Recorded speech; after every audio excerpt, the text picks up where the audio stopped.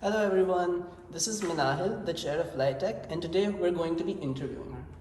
So before starting the interview, I would like to compliment Minahil that she has really beautiful eyes. Thank you. And now we are moving on to the first question. What inspired you to be the chair of LyTech? So LyTech, the Technology Society at Lysias. So right now as we speak, there is rapid development in technology happening like right now. And the development of technology is so fast-paced that it is unstoppable. And this is what inspires me. Like whichever field you turn to, whichever profession you choose, whatever you're doing, like technology is inherently a part of it.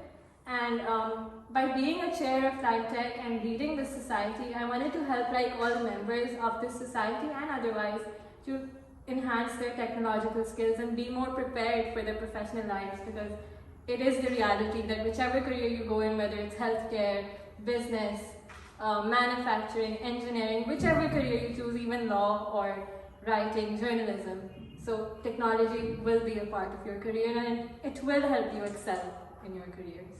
What type of tech excites you the most? The type of tech that excites me the most is the computer itself. Like most of you must have seen me on campus, I'm always with my computer. Yeah. So what I find most interesting about a computer is the microprocessor. Like when I think of the brain that designed the microprocessor with so much processing power, I automatically think of the person, like the man's brain, like which designed this brain. How much processing power does that possess? Only if we choose to use that. Do you think that computers can overtake man? I don't think that computers can overtake man, because at the end of the day, the control of computers and turning them off and changing their programs, like it lies with us human beings. But it also depends on how much power we let them take, like how much we get them involved in our lives. So like this really interesting research that I was into last year was about legal decisions being handed out to algorithms. And like I felt really threatened by that, because what if like a person's pattern of activities, leads the algorithm to think that they're going to be engaged in a criminal activity. But then at the end of the day, we have the consideration that at the end of the day, a human being like is the one controlling these algorithms. So as long as we remember our values and we keep ourselves on top of these machines, I think we can't be controlled by them. So no robot uprisings anytime soon? No. We do have like a robot living amongst human society though, Yeah, Sophia. So we are hearing a lot about AKCC right now. Would you like to tell us what is AKCC?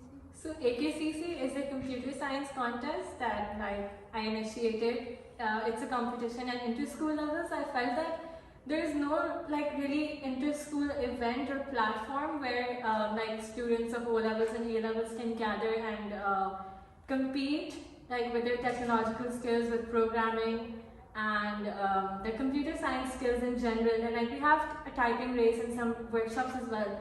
So all the platforms that I've seen and events by NUST, all of them are like for university level students, but I see a lot of talent in O level and A level students. I used to like programming and I was really good at it in my O levels only.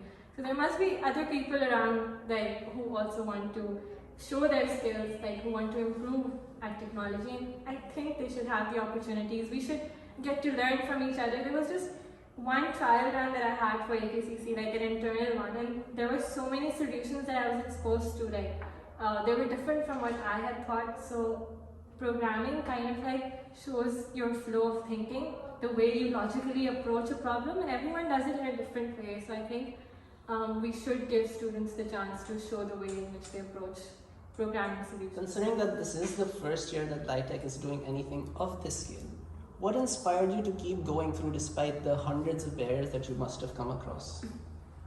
What kept me going was that I had founded this idea and I was determined to like make it a success, and at the end of the day that's just the one thing that keeps me going, because it's a project that I've started and I want to put all my energy into it to make it a success. And I also know the output that I will get from this competition. So right now students may be thinking that it will be like extra workload. People might not be so interested in registering, and then there's a problem of getting the communication to all the schools out there and all the students interested in programming.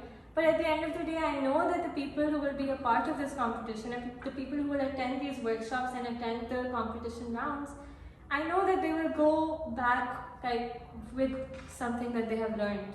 They will go back with more confidence in their computer skills, with more confidence in their programming skills. And I know that I am also learning through this process. I'm being exposed to new ideas, I'm learning more management skills, and I am also learning to persevere through failure. And I'm also learning to improve my communication skills, because there have been so many edits on the letters I write, on the plans that I propose. So overall, it's like making me like grow as a person and as a professional as well. What's your most memorable experience with tech? My most memorable experience with tech. I think my most memorable experience with tech was the first game that I developed on Unity. So it was a very simple game, like it was a car racing game. But what was the most memorable thing about it was that it was so difficult at first, like the Unity interface, I was so new to it. And then what is Unity? Okay, so Unity is the interface where you can use C# to develop a game, and you can develop apps. So and those apps can be uploaded to Windows, and you can make them available for Android, iOS. So it's like it's what programmers use to make their games available, their apps available. So I tried developing an app at first, but I couldn't get the result that I was expecting. So I decided to develop a game instead. It's more fun, and you exactly know what you want in the game. So the difficult part was that I wasn't that familiar with C#, the language I was using. So I had to first get familiar with that. And then there were so many steps involved in making the game. And the interface was so confusing at first because I was doing it myself. So I think that was at the end, when my car was finally running and I could control it with my keyboard keys, that was the most thankful moment ever.